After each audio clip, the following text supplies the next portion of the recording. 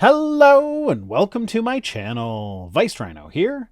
Today, I'm looking at a video put out by Cross Examined, featuring apologist, theologian, and discount Mark Tremonti, Tim Stratton, in which he discusses his favorite argument for the existence of a god, that one being the argument from contingency. The argument from contingency is basically the same as the Kalam cosmological argument, but phrased a little bit differently in one of those cute little philosophical quirks that leaves us wondering, was that hair even worth splitting? So, let's find out what Tim likes about this argument. But first, a word from our sponsor, Blinkist. Blinkist allows you to understand the most important parts of over 5,500 nonfiction books and podcasts in as little as 15 minutes each, divided into short segments called blinks. You can listen to them or read them, and they've got all sorts of great content there. I really enjoyed the Epigenetics Revolution by Nessa Carey, which goes over the science of epigenetics, what we know about it, what we still have left to learn, how it impacts evolution, and more. Right on the heels of that, I was recommended The Story of the Human Body by Daniel Lieberman, which not only goes over how the human body evolved from our ape ancestors, but also why this evolutionary path has resulted in several health problems, and what you can do to mitigate some of these problems. This has now led me to Neil Shubin's Your Inner Fish, which I'm really excited to start. Neil Shubin was part of the group of paleontologists that discovered Tiktaalik. In addition to all this great content, they're also introducing a new feature called Blinkist Connect, which allows you to connect a second account to yours in order to share a premium account between the two of you, while still keeping your libraries and recommendations separate, sharing only what you want when you want to. They're currently offering my followers a 7-day free trial with 25% off a Blinkist annual premium plan when you use the link in my description, so head on over there now to take advantage of this offer.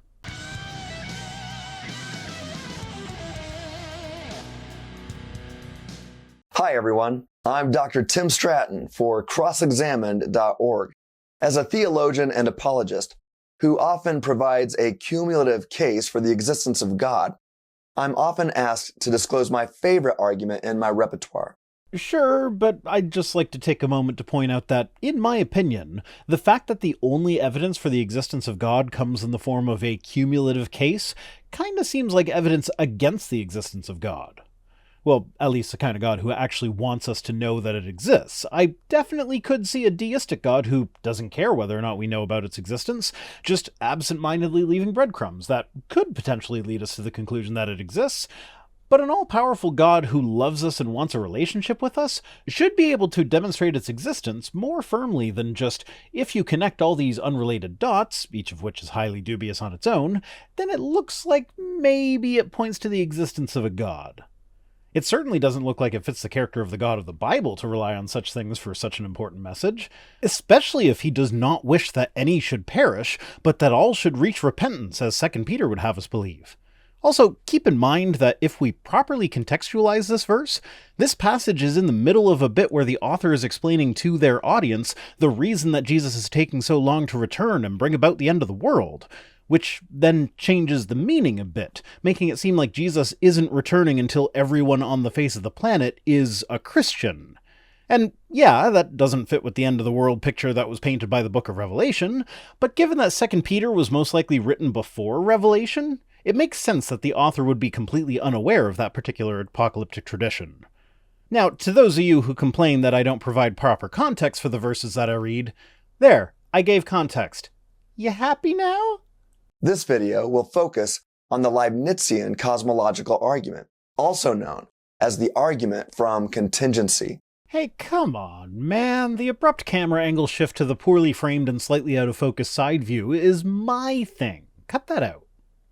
Gottfried Wilhelm Leibniz was a German philosopher, mathematician, and a metaphysician, and also an expert in logic who is recognized for his independent invention of the differential and integral calculus. I was about to poke fun at his use of the title metaphysician, because I thought for sure that that was him misspeaking, and a philosopher who studies metaphysics would be, if anything, a metaphysicist. But after some conferring and some Googling, it turns out that that is the proper term. I was sure that it would turn out to be like someone who dabbles in spiritual healing or something, since physician generally is a medical term. But no, I was wrong. Though, in my defense, spellcheck is pretty sure that metaphysicist is a word as well, so it could be both. And with this, I will end today's segment of Rhino Learned a New Word. He also crafted an argument for the existence of God that continues to be discussed today by leading philosophers in academia. Literally every argument for God is still discussed today by leading philosophers in academia, because that's the nature of philosophy. Nothing ever really gets disproven, philosophically speaking. And so sometimes absurd ideas like solipsism stick around, because how can you prove it wrong? You can't. It's unfalsifiable. And honestly, the logic that leads to the conclusion of solipsism is stronger than the arguments for God. And specifically when dealing with the arguments for God, there's a lot of motivation for people to come to positive conclusions there. And so philosophers who normally would be able to spot a fallacy a mile away are suddenly completely blind to the rather obvious fallacies contained within the arguments for God. Consider the deep thoughts of Leibniz one step at a time. Premise 1. Everything that exists has an explanation of its existence, either in the necessity of its own nature or in an external cause. I'm not sure that I like this premise, but neither am I sure that I disagree with it. Is it not possible that something could exist without explanation that is not necessary? Like it didn't have to exist, but it just is, with no explanation for it. I feel like that is an option, but I am open to the idea that I could be wrong on that. Anyway, this looks like it's heading down the road that is typical of cosmological arguments, and basically gets us to a point where we use God as the explanation for the universe, simply because we don't actually know what the explanation is. And I'd be willing to bet that he's going to start with the Big Bang in order to get there, all while assuming that the Big Bang was the creation of the universe out of nothing, ignoring the bulk of the study of cosmology in the process. Because that's always what ends up happening, because the only cosmological model that works for their arguments is the universe from nothing one. Any of the other cosmological models essentially negate the arguments by neither having an infinite regress or a beginning point from nothing. And actually, when push comes to shove, philosophers are coming around to the idea that infinite regresses are not necessarily impossible. But that's a whole other can of worms that I don't need to get into here. Suffice it to say for now that the assumptions that underlie most of the formulations of the cosmological arguments are not on as firm grounds as apologists like to believe. 2. If the universe has an explanation of its existence, that explanation is God. Obviously, I disagree with that one, but we'll come back to it. 3. The universe exists. I have no problem agreeing with that, but I would like to acknowledge the existence of solipsistic positions that would disagree. I just personally don't see the point in arguing against it, especially if I actually believed in solipsism. If the whole universe is all just in my head, then that would just amount to me arguing with myself anyway, so why bother? 4. Therefore, the explanation of the universe's existence is God. Nope. That's a big-ass jump that I just don't see a reason to accept. The 4th step of the argument is a deductive conclusion that follows logically if the 3 premises are true. Does it, though? When did we eliminate necessity as being a property that the universe has? I would suggest that even if I accept all the premises, the conclusion that we reach through them is that either God is the explanation for the universe, or the universe is itself a necessary entity, with no way of determining which of these is true. And sure, I know you guys like to assert that God is a necessary entity, but why? Why do you just get to assert that about God, but I don't get to assert that about the universe? Moreover, this also means that if the 3 premises are merely probably true, then one is completely rational in affirming the final conclusion. Sure, I suppose, but being rational and being right are not the same thing. And there really are too many unknowns when it comes to the origin of the universe to be able to properly calculate any sort of probabilities. So I'd suggest that the opposite is also true. Given how little is known about the subject matter of the argument, it's also perfectly rational to reject the conclusion. In fact, given how little is known about the origin of the universe, and given the trend in science in which events that were previously explained with appeals to the supernatural eventually turned out to be entirely natural in origin, I'd actually venture to say that it's a bit more on the rational side to avoid appealing to the supernatural for unknowns at this point, including for the origin of the universe. So the question is raised, are the premises true or probably true? Well, surely no reasonable person will deny the 3rd premise. It depends how you define reasonable, I suppose. Like I said, solipsists exist, and do so to varying degrees, ranging from people who believe the universe is a simulation, to people who believe they are a brain in a vat whose experiences are entirely dictated by external stimuli, to people who believe that the entire universe is a construct created by their brain, wherever their brain may be. At the end of the day, this one is completely unfalsifiable, though from a probabilistic standpoint, I can see the appeal of a belief in at least a simulated universe. The idea is that as a simulation evolves, it develops the technology to simulate universes, and in a good enough simulation, a civilization within that simulation will then develop the technology to simulate universes.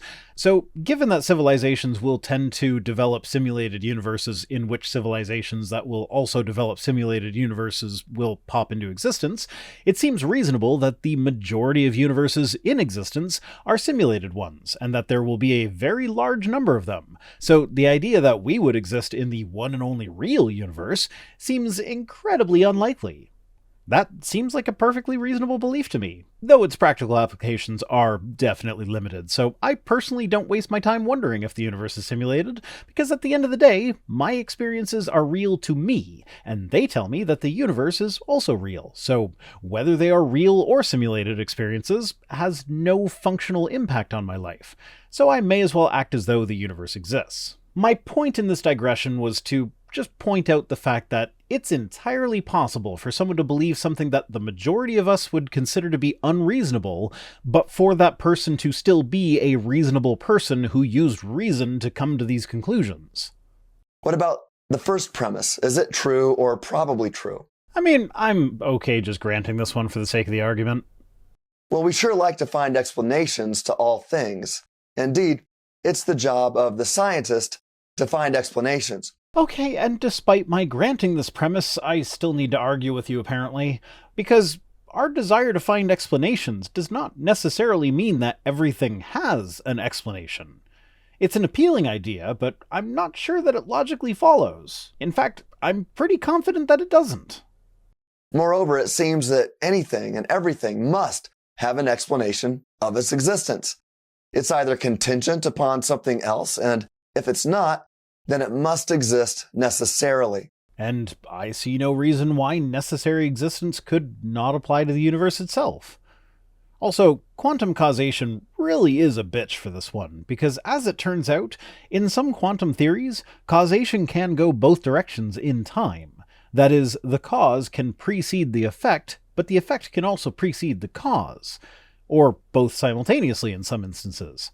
I'm not going to go into the details here because inevitably when I talk about quantum mechanics, I wind up being completely out of my depth, but the fact remains that there is serious scientific research being done that suggests that it is possible that causes can come after their effects, temporally speaking. My main point here is that we can't trust our intuitions to figure out what's happening at the scales that we're talking about in the origin of the universe, so while it definitely feels true that there must be an external cause that precedes something that is caused, or at the very least occurs simultaneously, this is not necessarily the case. With that said, the universe sure seems to be a contingent type of thing. Why though? Why couldn't the whatever it was that existed before the Big Bang be a necessary thing? We don't even really know what it is, so why are you so confident in your assertion that it is contingent? Indeed, most scientists would affirm that the universe does not have to exist. After all, if Big Bang cosmology is true, then the universe has not always existed. No, if Big Bang cosmology is true, then the beginning of our current instantiation of spacetime began with the Big Bang about 13.7 billion years ago. Big Bang cosmology does not say anything about what came before it. That is the realm of other theoretical physics models. There are many of them, and apologists really need to stop ignoring them. They're often treated as though they must come to a certain conclusion in order to be valid, but that just isn't the case. The question is not, is this explanation the correct explanation? The question is, can we create a model that is capable of explaining this?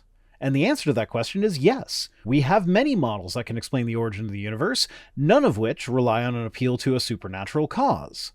If apologists actually want to counter these explanatory models, they have to actually learn them first. Now, to be clear, we probably have not yet developed the correct model. There are still a lot of unknowns regarding the origin of the universe. but the fact remains that there are many plausible models that account for all the data that we're aware of at this time, which do not require a god in order to work. Now, ideally, apologists, rather than just relying on disproving existing models, should work on building a model of their own to compete with the non-theological cosmological models. Don't just say, there was a beginning and we think that probably the universe is contingent upon something else, therefore God is the thing it was contingent upon. Actually explain, using the same tools that cosmologists use, how that would work.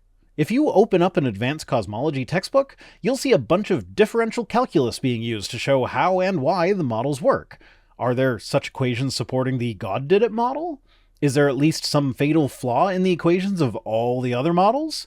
No, you don't see any of that in apologetics, because apologists haven't done the legwork to keep up with cosmology. They prefer to rely on centuries-old philosophy and ignore any progress that might have been made scientifically and mathematically, using logical argumentation instead of the tools that actual cosmologists use.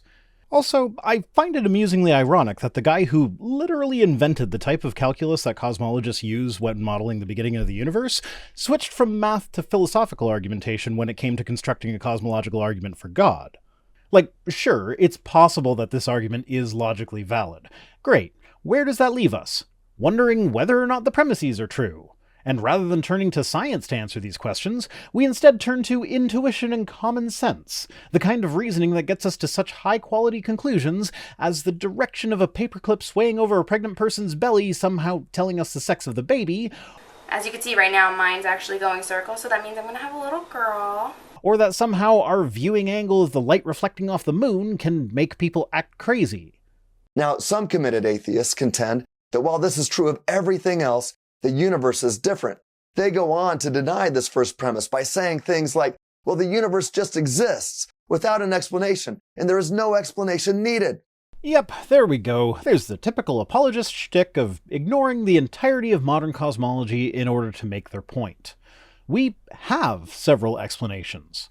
Now, sure, your average atheist might not be well versed in the finer points of cosmology, but that's the thing here. As an atheist, nobody is required to come up with an explanation for the origin of the universe. A simple, I don't know, will suffice. At the end of the day, that's the answer the apologists are giving anyway, just with an extra step. God did it. Okay, how'd he do it?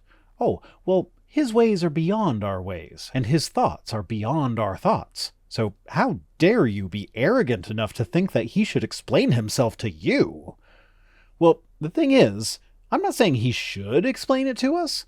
That part comes later when we tie the existence of a creative force that you call God to specifically the Christian God. Because the Christian God has goals, and supposedly he wants people to believe in him, so this doesn't really fit well with a God that keeps himself hidden. But leaving that aside, if we're just answering the question of the origin of the universe with a simple God did it, that does functionally break down into an answer of I don't know. So, back to your hypothetical conversation with an atheist here, if they don't know, and you don't know, then where does that leave us? It leaves us not knowing. That's really all there is to it. But this commits what is known as the taxicab fallacy. This logical fallacy, an error, occurs when one hops into the taxicab, so to speak, and assumes a certain worldview, attempting to make a particular point, but then jumps out of the system of thought when it goes against a certain presupposition they blindly support. This is not good reason to reject the premise. Okay, maybe I made an error in judgment. I was only vaguely aware of who Tim Stratton was. I'd never really looked into him, and I'd assumed that a guy with a PhD in systematic theology from a school as prestigious as Northwestern University probably had some education about philosophy under his belt. So I've been taking this video all serious-like, and reading through theological papers and publications to make sure I'm at least familiar with the terms being used.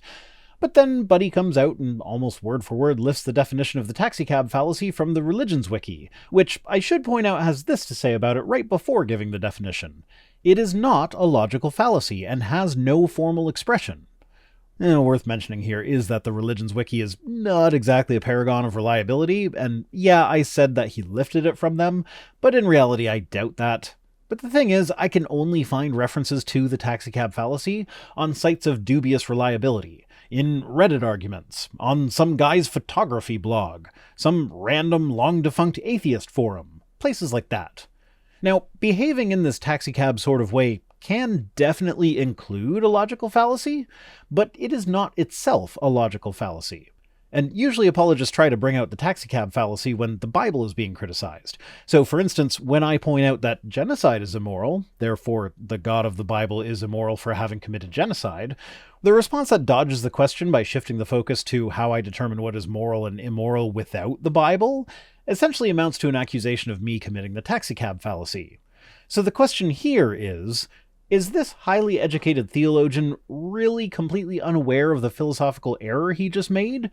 Or is he letting it slide because he thinks his intended audience either won't know the difference, or will let him get away with it? Also worth mentioning is that if you actually do consider the taxicab fallacy to be a real logical fallacy, where you stick with one worldview until it's no longer convenient and then hop into another one, then the modern formulations of the cosmological arguments for God are themselves guilty of this fallacy.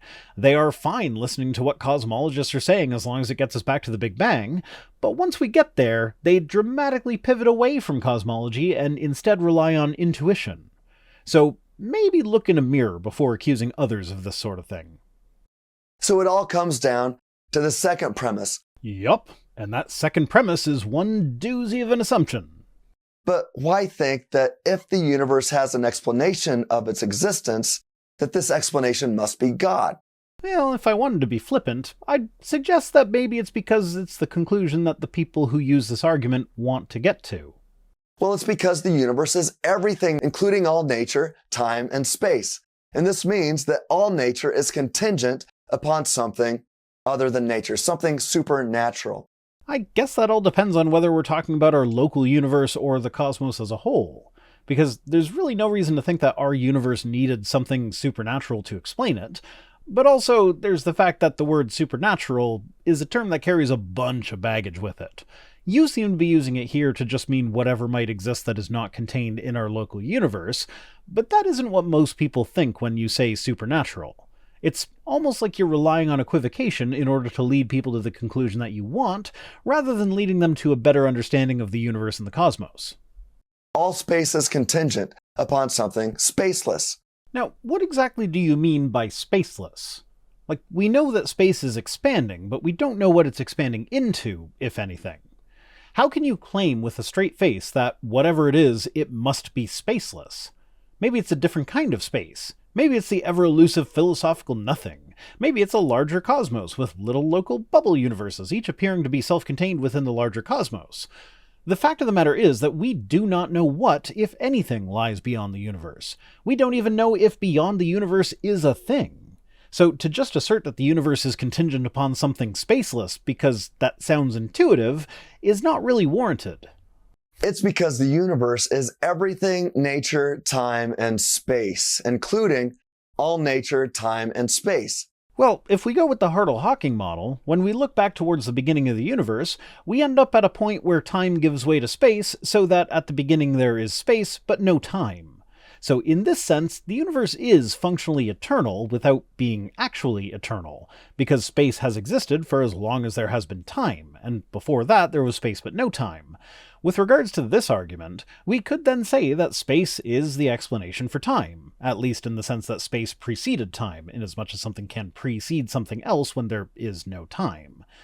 So space is just what we're left with as the necessary entity. And yeah, this is a mind-bender, but why would we expect the origin of the universe to be simple and easy to understand? This means that all nature is contingent upon something supernatural. No, in the Hartle-Hawking model, it means that all nature is contingent upon the space that existed before time. All space is contingent upon something spaceless. Again, no. Space might just be the brute fact that existed first as the necessary entity. I see no reason to require a god here, and neither do cosmologists. And thus immaterial, since matter requires space. And what do we call something when it's immaterial, intangible, and non-temporal? Non-existent, that's what we call it. And yes, that is a quip that does not actually successfully poke any holes in your argument, because it relies on equivocation and ignoring what you mean when you use those words. Kinda like your argument does with the field of science known as cosmology. So, turnabout's fair play, I guess. All time is contingent upon something timeless, and thus eternal. No, those are not equivalent. Timeless is just without time. Eternal is existing for all of time. If time had a beginning, then anything that existed before that beginning is functionally eternal, but is not eternal in the sense that you are meaning. Without beginning. Well, another way of phrasing the Hartle-Hawking model is to say that the universe had no initial boundaries in time or space. So yeah, the universe has existed for 13.7 billion years, and has no beginning. Again, mindbender. Again, cosmology be complicated, y'all. A supernatural, spaceless, immaterial, timeless, eternal, and beginningless, which also seems to exist by a necessity of its own nature kind of thing, in which the universe is contingent, seems to be what we mean by God. Okay, so God is the singularity that existed before the Big Bang. I mean, I guess if that's what you want to call God, you're welcome to do it. But I have a hard time believing that this singularity then killed itself on a cross so that it could forgive us for not behaving exactly how it wants. Therefore, God exists. I mean, not really, not unless you want to dilute the definition of God down to the singularity that existed before the Big Bang. Even if I grant this entire argument, complete with your definitions of what God is, that just gets us to God being whatever existed before the Big Bang, which, yeah, we're not entirely sure what it is. The singularity is one of many ideas, but we've barely even gotten to deism here. It's essentially just getting us to considering the whole cosmos to be God. And correct me if I'm wrong, but isn't Cross Examined as a ministry kinda opposed to that sort of New Age thinking? That's it for this one. Don't forget to head to the link in the description for your free 7-day trial of Blinkist with 25% off their annual premium plan. Today's comment of the day comes to us from Thomas Davis, who says, I don't think theists would say that God makes calculations to determine moral facts. They would probably say that he just possesses the moral facts. That's what omniscience seems to mean, in my opinion. Yeah, I know that no apologist will ever actually say that God does moral calculations, because that very obviously does bring morality into the realm of utilitarianism. The reason I say it that way is to point out that when they say things like the Canaanites needed to be eliminated because they were doing horrible things like child sacrifice, that this is an appeal to utilitarian ethics in order to justify God's actions. The genocide was less bad than letting the child sacrifice continue, therefore it was morally justified, or so they say. So whether they come right out and say it or not, that is appealing to God having done the moral calculations in order to determine which outcome would be best from a utilitarian point of view. And I get that God wouldn't actually have to run the numbers, he would just know the answer, but it still works out to being the same thing, and this also then means that morality comes from outside of God. Thanks for watching, thanks to Tim Robertson for being my Patreon manager, and special thanks as always to my patrons, Nicole Gray, ex-President Lenny, and all the rest, who are the taxicab driving the apologist that is my channel around to their different presuppositions. If you'd like to conveniently forget that science exists when it suits you, you can join us on Patreon for as little as $1 per week over at patreon.com/ViceRhino, or by supporting the channel in one of the other methods that can be found at links.vicerhino.com, which is also where you'll find links to my other projects. If for whatever reason you want to send me stuff, my P.O. Box address is in the description. See you next time!